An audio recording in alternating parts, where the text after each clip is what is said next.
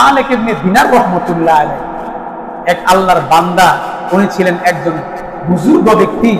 এই বুজুর্গ ব্যক্তিরা দুনিয়াতে জান্নাতের সার্টিফিকেট পেয়ে যান। সুবহানাল্লাহ পড়ে। কিভাবে? মালিক ইবনে দিনার রাহমাতুল্লাহ আলাইহি উনি একদিন কবরের পাশ দিয়ে যাইতেছেন। যাওয়ার পথে দেখেন দুইজন ব্যক্তি খাতা কলম দিয়ে লেখালেখি করতেছে। এখন উনি পাশে গিয়ে বলতেছে যে ভাই, তোমরা কি লেখো? আমরা লিখতেছি কে জান্নাতি আর কে জাহান্নামী, তাদের নাম নিশ্চিত করতেছে। সুবহানাল্লাহ পড়ে।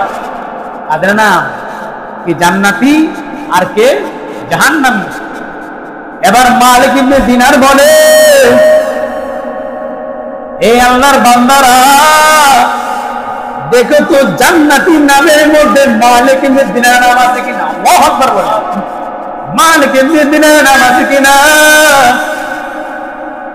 এমন সময় ওই যে কবরের সামনে, কবরের মধ্যে বসে বসে দুইজন ব্যক্তি লিখতেছে, জান্নাতি ফেরেশতা এবার খাতা চেক করে বলে, এই আল্লাহর বান্দা মালিক ইবনে দিনারের নামে কোনো নাম নাই। মালিক ইবনে দিনারের নামে কোনো নাম নাই। আল্লাহর ওলিরা দেখেন দুনিয়াতে জান্নাতের ঘোষণা পাওয়ার জন্য আল্লাহ জানে পাগল। সুবহানাল্লাহ। যখন দেখলেন নাম নাই, সঙ্গে সঙ্গে মাটিতে পড়ে অজ্ঞান হয়ে গেল। অজ্ঞান হয়ে যাওয়ার পরে এখন ফেরেশতারা যে লিখতেছে, এরা ছিল ফেরেশতা। এখন ফেরেশতারা, আর এইটা কি, এই কেমন বিপদ? জিজ্ঞাসা করলো জান্নাতের মধ্যে তার নাম আছে কিনা।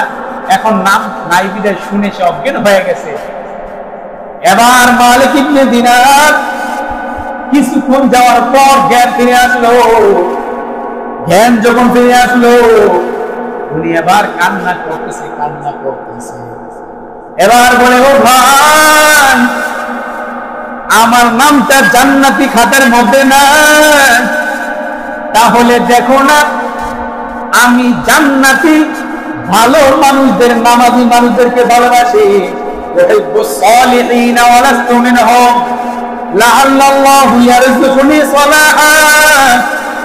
মালিক ইবনে দিনার বলে, আমি আমার নামটা জান্নাতের মধ্যে পাই নাই। দেখো না জান্নাতি ব্যক্তিদেরকে আমি মহব্বত করি, আলেমদেরকে মহব্বত করি, নামাজি ব্যক্তিদেরকে ভালোবাসি। ওই নামটা, যাদের নামটা জান্নাতে আছে, আমি তাদেরকে মহব্বত করি, তাদের জায়গা আমার নামটা আছে কিনা দেখো। এই কথা বলার পর সঙ্গে সঙ্গে ফেরেশতা বলতেছে, এর মালিক ইবনে দিনার শোনো, আল্লাহ তাআলা তুমি যে নেককার ব্যক্তিদেরকে মহব্বত করো, তাদের সাথে তোমার নামটা আছে। সুবহানাল্লাহ। তাদের সাথে তোমার নাম আছে। চিন্তা করে দেখেন আমরা কোথায় আছি। নেককার তো নিজে হতে পারি নাই, নামাজ তো পাক্কা মুমিন হতে পারি নাই, মুমিনদেরকে ভালো মহব্বতকারীও হতে পারি নাই। দেখতে বলো নতুন নামাজি হয়েছে, কি বলে নতুন নামাজি হয়েছে, বেটা তাবলিগে গিয়া মুসলমান হয়ে গেছে, এরকম বলার মতো লোক আছে কি আছে না? চিৎকারি মারে। কিন্তু এটা বুঝে না, এই ছেলেটা মদ পান করতো, নেশা করতো, নারী যুক্ত ছিল, এখন সে ভালো হয়ে নামাজি হয়ে গেছে, তার জন্য হেদায়েতের দোয়া করে যায়, তাই সে যেন মৃত্যু পর্যন্ত এই অবস্থায় মৃত্যুবরণ করে। সুবহানাল্লাহ পড়ে। এই দোয়া না করে বলে নামাজি হয়ে গেছে না, নতুন নামাজি। আমাদের কি হাল? হযরত ইউসুফ আলাইহিস সালাম বলতেছে, ও আব্বা জান, আল্লাহ তাআলা আমাকে রাষ্ট্রের প্রধান বানিয়েছেন, রাষ্ট্রের রাজা বানিয়েছেন, এবং আমাকে স্বপ্নের তাবির গুলা, স্বপ্নের ব্যাখ্যা গুলা জানার জন্য যা যা দরকার আল্লাহ তাআলা আমাকে সেই শিক্ষা দিয়েছেন। এরপর আল্লাহ তাআলা আসমান এবং জমিনের মালিক, আসমান এবং জমিনের মালিক, এবং দুনিয়া এবং আখিরাতে আল্লাহ হচ্ছেন আমার অভিভাবক। সুবহানাল্লাহ। আমাদের অভিভাবক কে? মহব্বত বলেন কে? আল্লাহ তাআলা। এটা মুমিনরা স্বীকার করতে হবে যে আল্লাহ হচ্ছেন আমাদের অভিভাবক। আর যদি বলে না আমার অভিভাবক হচ্ছে মা বাবা, আমার স্ত্রী সন্তান, তাহলে ভুলের মধ্যে আছেন। কারণ এদের সাথে আমার থাকতে হবেই, তবে এদের সাথে খারাপ আচরণ করা যাবে না, অমান খেদমত করতে হবে, স্ত্রী সন্তানকে লালন পালন করতে হবে, এটা বলেছেন কে? মহব্বতে বলেন কে? আল্লাহ ঘোষণা দিয়েছেন যে তুমি তোমার মা বাবাকে খেদমত করো এবং তোমার স্ত্রী ছেলে মেয়েদেরকে লালন পালন করো, সুশিক্ষায় শিক্ষিত করো। আর যদি না করতে পারো স্ত্রী এবং সন্তান এখানে জাহান্নামে নাউজুবিল্লাহ পড়ে। হযরত ইউসুফ আলাইহিস সালাম বললেন তাওয়াফানি মুসলিমা ওয়া আলহিকনি বিস-সালিহিন। হযরত ইউসুফ আলাইহিস সালাম তার বাবাকে বললেন, ও বাবা, আমি আল্লাহ তাআলার কাছে চাই আল্লাহ যেন আমাকে মুসলমান হিসেবে মৃত্যুবরণ করান। সুবহানাল্লাহ। আমি মুসলমান হয়ে মৃত্যুবরণ করতে চাই।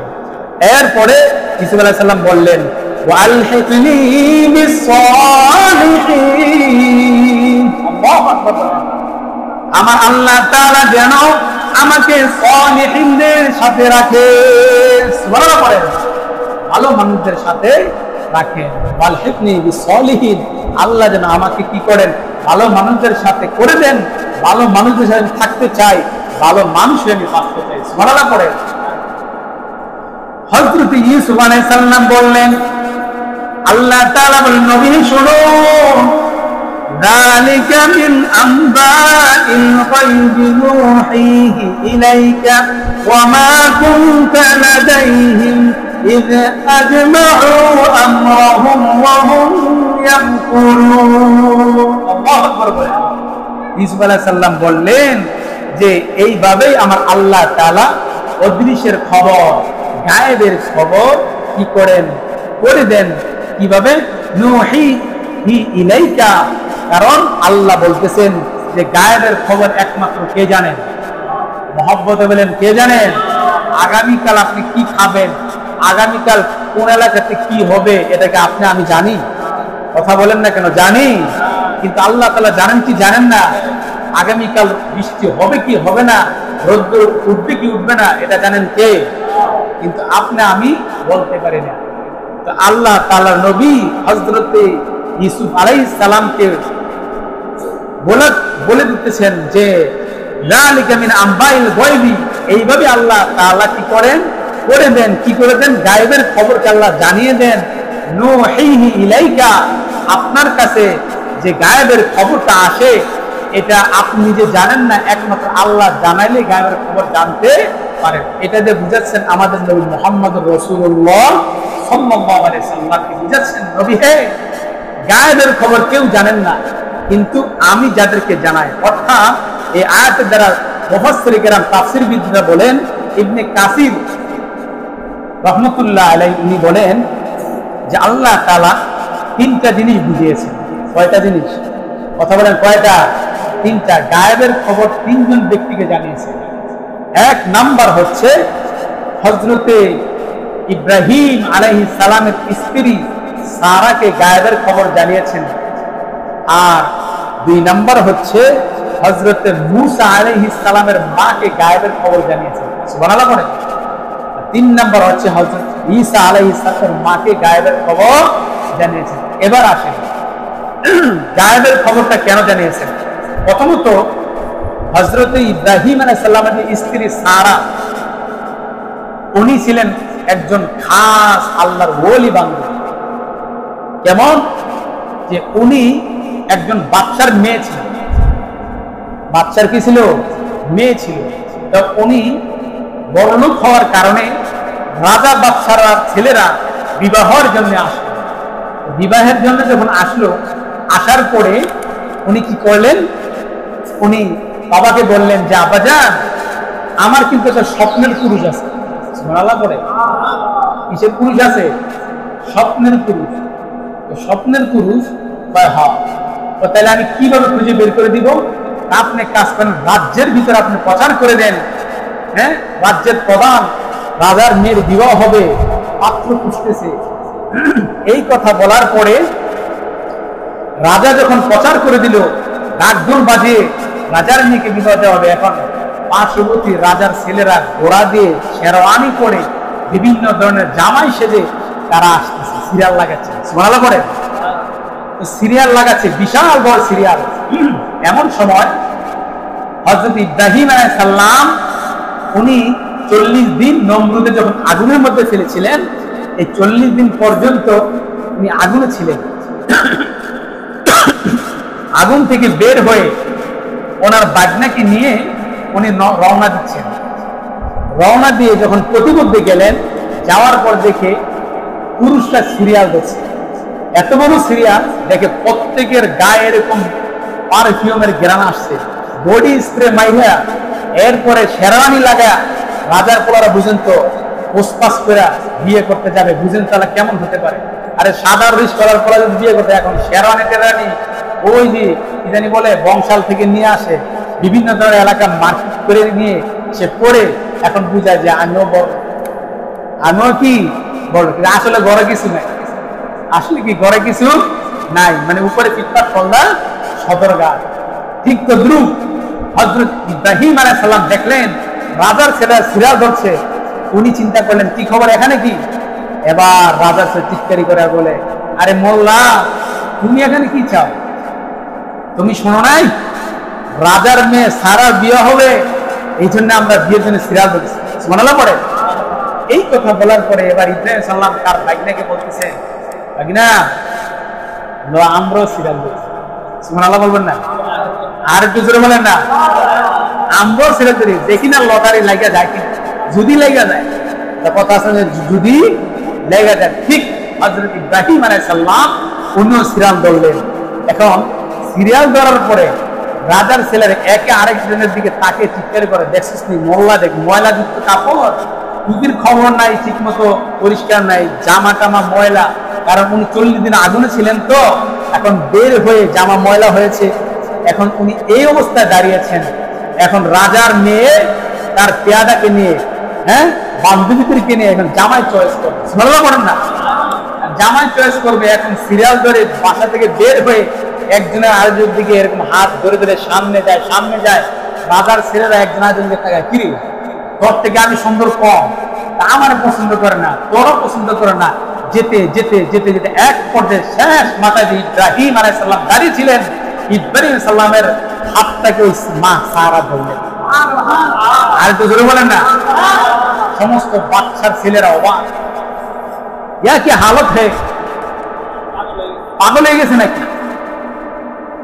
আমরা এত পুষ্পাস করে আসলাম, আমাদেরকে চয়েস করলো না, পছন্দ করলো না, এই নরমাল এক মোল্লারে পছন্দ করলো। এবার মা সারা দেখেন হযরত ইব্রাহিম আলাইহিস সালামের হাত ধরে উনি যখন রাজার দরবারে গেলেন, রাজার দরবারে যাওয়ার পর এবার বাদশা বলতেছে, ও মা তোমার কি জামাই? ওই হা, রাজার ছেলেরা দাঁড়িয়ে আছে, তুমি তাদেরকে পছন্দ করলা না? না না, আমি কিভাবে পছন্দ করবো? আমি তো স্বপ্নের রাজা, আমার স্বপ্নের পুরুষ। আমি আপনাকে আগেই বলেছিলাম, আমি যখন ঘুমাতাম আমার চোখের সামনে এই ইব্রাহিম পাখির নেক উপরে এরকম উঠতে থাকতো। আর কিছু বলে না, পাখির মতো উঠতে থাকতো। আমার স্বপ্নের পুরুষ আমি খোঁজার জন্য এই সিস্টেমটা করেছি।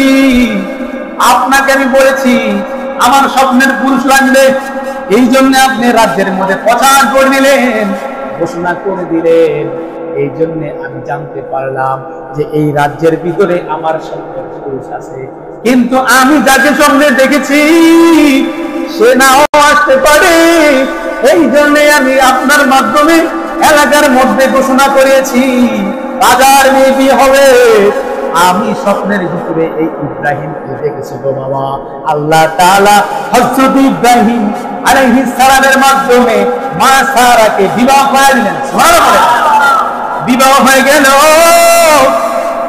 এবার রাজার মেয়েকে নিয়ে রাস্তায় বের হয়ে গেছে, নিজের গন্তব্যে চলে যাবে। যেতে যেতে কিছু দূর যাওয়ার পর এখন পার্শ্ববর্তী রাজা ছিল, খারাপ রাজা। ওই রাজা খালি মেয়েদেরকে ধরে ধরে করে ভাই। এক পর্যায়ে ওই রাজ্যের মধ্যে তখন তার এলাকার মধ্যে সবচেয়ে সুন্দরী মেয়ে ছিল মা সারা। শোনা পড়ে সুন্দর বানিয়েছেন কে? মহম্মদ বলেন কে? মা সারা যখন উনি যখন ইব্রাহিম আলাইহিস সালামের সাথে চলতেছেন, প্রতিমধ্যে ওই রাজ্যের যে খারাপ রাজা ছিল তার সৈন্যরা তাকে আটক করেছে, এবার গিয়ে ফেলেছে। রাজার দরবারে নিয়ে গেছে, রাজাকে বলেছে, ও রাজা, বাচ্চা যা পড়া, আপনি যে সমস্ত মেয়েদেরকে আপনি ভোগ করেন, আপনার পাশে রাখতে চান, আজকে এমন একটা নারী নিয়ে আসছি, পৃথিবীতে এর চাইতে আর কোনো সুন্দরী কোনো নারী দেখি নাই। এই কথা বলার পর রাজার মধ্যে আরো আনন্দ জেগে উঠেছে। নাউজুবিল্লাহ পড়েন, আনন্দ জেগে উঠেছে। এবার রাজা বলতেছে, ঠিক আছে, আমি তার কাছে যাব। তার পূর্বে জিজ্ঞাসা করো, এই পুরুষকে জিজ্ঞাসা করো তার কি হয়। হযরত ইব্রাহিম আলাইহিস সালাম দেখলেন, আমি যদি বলি আমার স্ত্রী হয়, তাহলে রাজা তাকে দূরে নিয়ে যাবে, তার সাথে অনৈতিক কাজ করবে। সেই জন্য উনি বললেন, উখতি, ইনি হচ্ছে আমার বোন। শোনার পরে উনি হচ্ছেন আমার বোন। মুফাসসিরিন কেরাম বলেন, স্ত্রীকে কেন বোন বললেন? কারণ আখুল মুসলিম, নবীজি বলেছেন মুসলমান আরেক মুসলমানের ভাই বোন। শোনার পরে এটা করেছেন কে? আল্লাহ তাআলা আদম আলাইহিস সালামের মাধ্যমে দুনিয়াতে মানুষকে সৃষ্টি করেছেন। একে একে করে জোড়া জোড়া সন্তান সৃষ্টি করতেন। সকালে 2 জোড়া, আবার বিকেলে 2 জোড়া। শোনার পরে জোড়া জোড়া যে সৃষ্টি হয়েছে, এই জন্য আল্লাহ তাআলা ভাই বোন বানিয়ে দিয়েছেন। ইব্রাহিম আলাইহিস সালাম বললেন, তিনি হলেন আমার বোন। কারণ উনি জানতেন স্ত্রী বললে খারাপ কাজ করবে, অনৈতিক কাজ করবে, আর যদি বোন বলি তাহলে ভাইয়ের সামনে বোনের ইজ্জত লঙ্ঘন করতে পারে। কথা বলেন পারে। কিন্তু যারা প্রচুর চাইতে খারাপ, তারা কিন্তু ভাইয়ের সামনে বোনকে নির্যাতন করে। আসে কি আসে না? কিন্তু দেখেন সেই বাচ্চাও এবার সেই ইব্রাহিম আলাইহিস সালামের স্ত্রী মা সারার কাছে যাবে, হাতটা বাড়িয়েছে।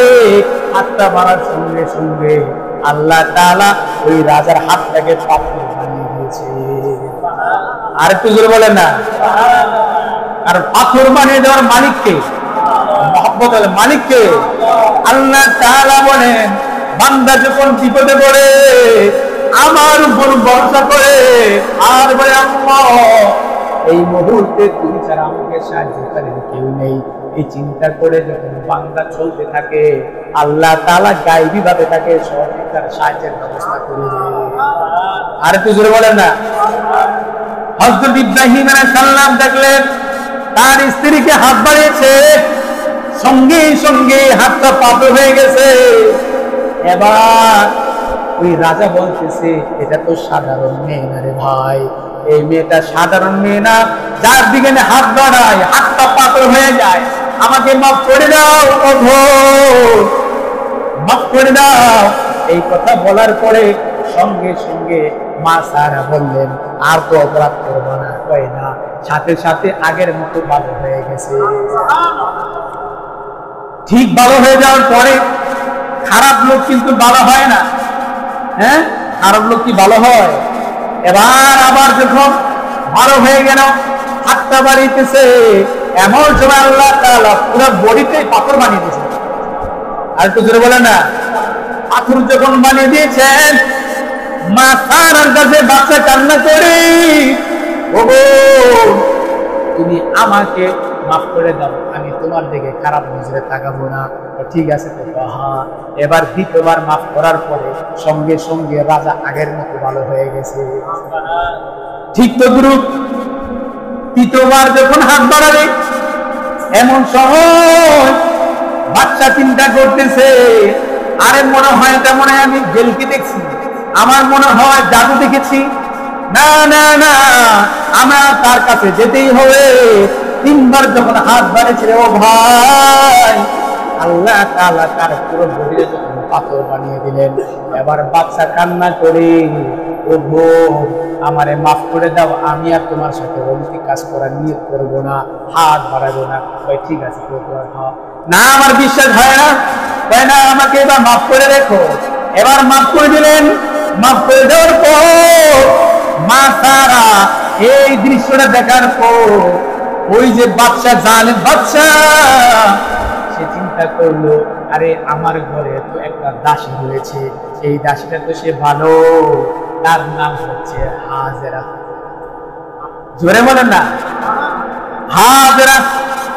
এই হাজেরা কোথায় থেকে এসেছে? এই বাদশার বাড়ি থেকে এসেছে।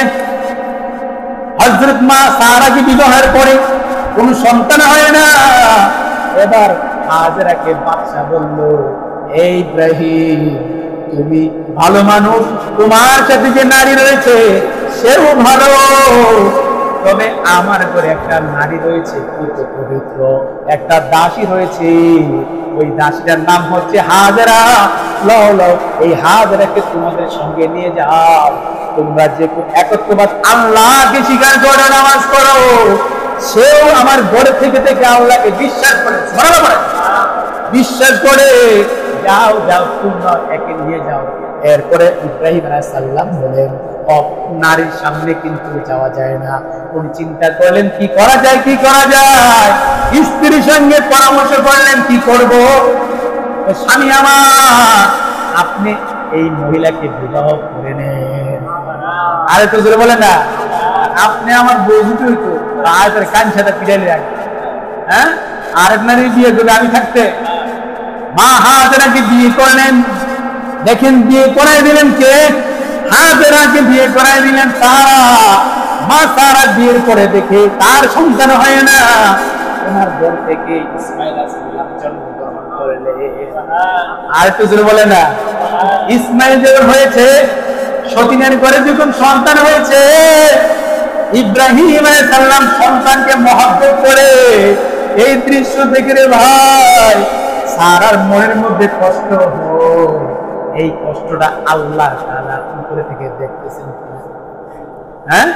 এই দৃশ্যটা দেখে ইব্রাহিম আলাইহিস সালামকে বললেন, ও ইব্রাহিম, তুমি তোমার স্ত্রী আর বাচ্চাকে তুমি বনবাস দাও। ভালো বলেন, এই যে আমরা হজে যাই, ওই হজে যাই যে সাফা মারওয়া পাহাড় রয়েছে রে ভাই, ওই পাহাড়ের পাশে যে জমজম কূপ রয়েছে, এই জমজম কূপ কিন্তু আগে ছিল না। এই কূপটা হয়েছে হযরত ইসমাইল আলাইহিস সালামের পায়ের মাধ্যমে। আর তো জোরে বলেন না, ঠিক হযরত ইসমাইল আলাইহিস সালাম পায়ে আঘাত করার পরে পানি বের হচ্ছে, আর ওনার মা 7 বার দৌড়াচ্ছে সাফা মারওয়া, এসে দেখে পানি দেখা যায়। এবার পানি যখন বের হচ্ছে, উনি এরকম, আমরা ছোটকালে কাদা দিয়ে মাটি বাঁধ দিতাম, কি দিতাম না, কথা বলেন, যারা গ্রামে জানেন যে আগে কি করতাম, খেলাধুলা করতাম, এরকম পানি দিয়ে বাঁধ দিয়ে পানি জমা করতাম।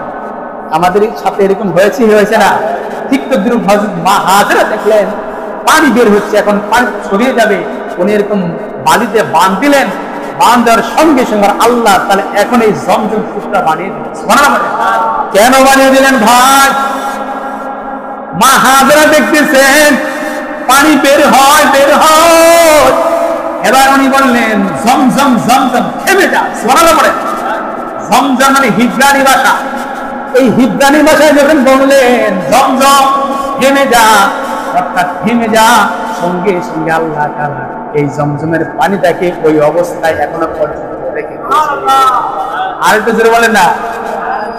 এক নাম্বার কারণ, মা হাজেরাকে উনি বিয়ে করে দিলেন, সন্তান হলো। এখন ইসমাইল হচ্ছে মা হাজেরার ঘরে, আর মার সারা যখন সন্তান হয় না, 90 বছর স্ত্রীর, আর 120 বছর যদি ইব্রাহিম আলাইহিস সালামের হলো, তখন ইসমাইল হয়েছে। এরপরে হযরত ইসহাক আলাইহিস সালাম মা সারা ঘরে আল্লাহ তাআলা পাঠিয়ে দিলেন। জোরে বলেন না, এটা করেছেন কে? তো সারা, ইব্রাহিম আলাইহিস সালামের স্ত্রী সারাকে আল্লাহ তাআলা ইলহামের মাধ্যমে জানিয়েছেন, সারা তোমার ঘরে সন্তান হবে, তার নাম হবে ইসহাক। সুবহানাল্লাহ বলেন। ইব্রাহিম আলাইহিস সালামকে জানালেন যে ইসহাক, তোমার সন্তান হবে ইসহাক, এই সন্তানের নাম হবে ইসহাক। ঠিক ওহি পাঠিয়ে দিলেন হযরত ইব্রাহিম আলাইহিস সালামের সন্তান, দ্বিতীয় সন্তান হলো ইসহাক মা সারার ঘরে। এই জন্য মুফাসসিরে কেরাম বলেন, মা সারা ইব্রাহিম আলাইহিস সালামের স্ত্রীকে ওহি পাঠিয়েছেন, অর্থাৎ গায়বী খবর পাঠিয়ে দিয়েছেন।